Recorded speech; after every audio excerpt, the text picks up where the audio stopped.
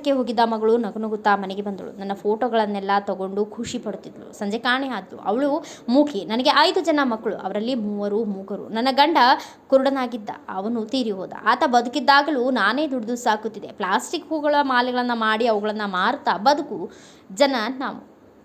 ಚೌಟ್ರಿಯಲ್ಲಿಯೇ ನಡೆಯುವ ಮದುವೆಗಳಲ್ಲಿ ಕ್ಲೀನಿಂಗ್ ಕೆಲಸ ಮಾಡೋಕ್ಕೆ ಕರೆದರೆ ಹೋಗುತ್ತಿದ್ದೆ. ಗಾರೆ ಕೆಲಸ ಮಾಡುತ್ತಿದ್ದೆ. ಮಕ್ಕಳನ್ನೆಲ್ಲ ಸಾಕಬೇಕಲ್ಲ ಸ್ವಾಮಿ. 8ನೇ ಕ್ಲಾಸ್ ಓದುತ್ತಿದ್ದ ಮಗಳನ್ನು ಎತ್ತಿಕೊಂಡು ಹೋಗಿ ಹೀಗೆ ಮಾಡಿ ರೈಲ್ವೆ ಟ್ರ್ಯಾಕ್ ಬಳಿ ತಂದು ಎಸೆದು ಹೋಗಿದ್ದಾರೆ. ಕಾಣೆಯಾದ ಮಗಳು ಬಾರದೆ ಇದ್ದಾಗ ಭಾನುವಾರ ರಾತ್ರಿ 1 ಗಂಟೆಗೆ ಹೋಗಿ ಬಿಡದಿ ಪೊಲೀಸ್ ಠಾಣೆಯಲ್ಲಿ ದೂರು ನೀಡಿದೆ. ಮಗಳ ಫೋಟೋ ಪಡೆದುಕೊಂಡ್ರು, ಹೆಸರು ಮತ್ತು ಮೊಬೈಲ್ ಸಂಖ್ಯೆ ಬರೆದುಕೊಂಡ್ರು. ಹೆಚ್ಚೇನೂ ಮಾಡಲಿಲ್ಲ. ಈಗ ಪೊಲೀಸರು ನನ್ನ ಮೊಬೈಲ್ ಪಡೆದುಕೊಂಡಿದ್ದಾರೆ, ನಿನ್ನ ಮಗಳನ್ನು ಯಾರಾದರೂ ಸಂಪರ್ಕಿಸಿದ್ದಾರಾ ಅಂತ ಚೆಕ್ ಮಾಡಲು ಮೊಬೈಲ್ ಕೊಡಿ ಅಂದರು. ಆದರೆ ನನ್ನ ಮೊಬೈಲ್ ಲಾಕ್ ಏನೆಂದು ಅವರು ಕೇಳಿ ತಿಳಿದುಕೊಳ್ಳಲೇ ಇಲ್ಲ. ಮನೆಯಲ್ಲಿಯೇ ಇದ್ದದ್ದು ಇನ್ನೊಂದು ಫೋನ್. ಇನ್ನೊಬ್ಬ ಮೂಕಿ ಮಗಳು, ಈಗ ಬಾಣಂತಿ, ಅವಳನ್ನು ನೋಡಿಕೊಳ್ಬೇಕು. ಕೊನೆಯ ಮಗಳನ್ನು ಕೊಂದವರನ್ನು ಶಿಕ್ಷಿಸಿ ಸ್ವಾಮಿ. ಹೀಗೆ ಮೂಕ ತಾಯಿಯ ಕರಂದನ ಒಡಲಾಳದ ಸಂಕಟ ವ್ಯಕ್ತವಾಗುತ್ತಿತ್ತು. ಬೆಂಗಳೂರು ನಗರಕ್ಕೆ ಹೊಂದಿಕೊಂಡಿರುವ ಬಿಡದಿ ಹೋಬಳಿಯ ಭದ್ರಾಪುರ ಗ್ರಾಮದಲ್ಲಿ ಅನುಮಾನಾಸ್ಪದವಾಗಿ ಸಾವಿಗೀಡಾಗಿರುವ ಬಾಲಕಿ ತಾಯಿ ತನ್ನ ಮುರುಕಲು ಸಿಮೆಂಟ್ ಶೀಟ್ನ ಮನೆಯ ಮುಂದೆ ಕಣ್ಣೀರು ಹಾಕುತ್ತಾ ನಿಂತರು. ಅಲೆಮಾರಿ ಹಕ್ಕಿಪಿಕ್ಕಿ ಸಮುದಾಯದ ಮಗುವಿನ ಸಾವಿಗೆ ಮಿಡಿದಿರುವ ಊರಿನ ಇಡೀ ಸಮುದಾಯದ ಜನರು ಆಕ್ರೋಶ ವ್ಯಕ್ತಪಡಿಸುತ್ತಿದ್ದಾರೆ. ಭಾನುವಾರ ಕೊಲೆಯಾದ ಮಗುವಿನ ಅಂತ್ಯ ಸಂಸ್ಕಾರ ಬುಧವಾರ ಸಂಜೆ 4 ಗಂಟೆಯ ವೇಳೆಗೆ ಪೊಲೀಸ್ ಅಧಿಕಾರಿಗಳು ಮತ್ತು ಕಂದಾಯ ಅಧಿಕಾರಿಗಳ ಸಮ್ಮುಖದಲ್ಲಿ ಊರ ಹೊರಗೆ ಸ್ಮಶಾನದಲ್ಲಿ ನಡೆದೇ ಹೋಯಿತು.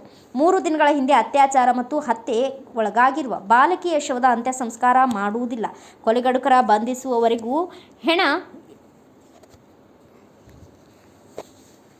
ಎತ್ತಲಾಗುವುದಿಲ್ಲ.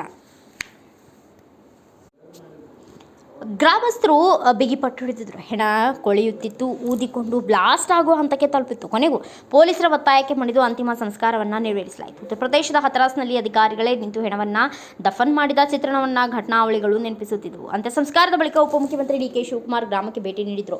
ಊರಿನ ಶಾಲೆಯ ಕೊಠಡಿಯೊಂದರಲ್ಲಿ ಕುಟುಂಬಸ್ಥರೊಂದಿಗೆ ಮಾತುಕತೆ ನಡೆಸಿದ ನಂತರ ಅವರಿಗೆ ಪರಿಹಾರದ ಚೆಕ್ ವಿತರಿಸಿದರು. ಗ್ರಾಮ ಪಂಚಾಯಿತಿಯಿಂದ 50,000, ಜಿಲ್ಲಾಡಳಿತದಿಂದ 4,12,500 ರೂಪಾಯಿ ಪರಿಹಾರ ನೀಡುತ್ತಿರುವುದಾಗಿ ಘೋಷಿಸಿದರು. ಮಾಧ್ಯಮಗಳಿಗೆ ಹೇಳಿಕೆ ಕೊಟ್ಟ ಹೊರಗೆ ಬಂದ ಕೂಡಲೇ ಹಕ್ಕಿಪಿಕ್ಕಿ ಸಮುದಾಯದ ಜನರ ಆಕ್ರೋಶ ಭುಗಿಲೆದ್ದಿತು. ನ್ಯಾಯ ಬೇಕು, ನ್ಯಾಯ ಬೇಕು ಎಂದು ಘೋಷಣೆಗಳು ಕೂಗಿದರು. ಸುಮಾರು 30ಕ್ಕೂ ಹೆಚ್ಚು ಪೊಲೀಸ್ ಸ್ಥಳದಲ್ಲಿದ್ದರು. ಅತ್ಯಾಚಾರಿಗಳನ್ನು ಗಲ್ಲಿಗೇರಿಸಬೇಕು. ಊರಿನಲ್ಲಿ ಬೀದಿ ದೀಪಗಳಿಲ್ಲ, ಬಸ್ ವ್ಯವಸ್ಥೆ ಇಲ್ಲ, ಆಟೋಗಳು ಕೂಡ ಬರುವುದಿಲ್ಲ. 2 ಕಿಲೋಮೀಟರ್ ದೂರದ ಹೆದ್ದಾರಿಗೆ ಹೋಗಬೇಕಾದ್ರೆ ಸರಿಯಾದ ರಸ್ತೆ ಇಲ್ಲ. ನಮ್ಮ ಮಕ್ಕಳು ಶಾಲೆಗೆ ಹೋಗುವುದಕ್ಕೂ ಹೆದರುವಂತಾಗಿದೆ. ನಾವು ಊರೂರು ತಿರುಗಿ ವ್ಯಾಪಾರ ಮಾಡಿ ರಾತ್ರಿ 10 ಗಂಟೆಯ ವೇಳೆಗೆ ಮನೆಗೆ ಸೇರುತ್ತೇವೆ. ಮತ್ತೆ ಈ ಪ್ರದೇಶದಲ್ಲಿ ಇಂತಹ ಘಟನೆಗಳು ನಡೆದರೆ ಯಾರು ಹೊಣೆ? ನಮ್ಮ ಹೆಣ್ಣು ಮಕ್ಕಳು ಇಂತಹ ಸನ್ನಿವೇಶದಲ್ಲಿ ಓದಲು ಸಾಧ್ಯವೇ?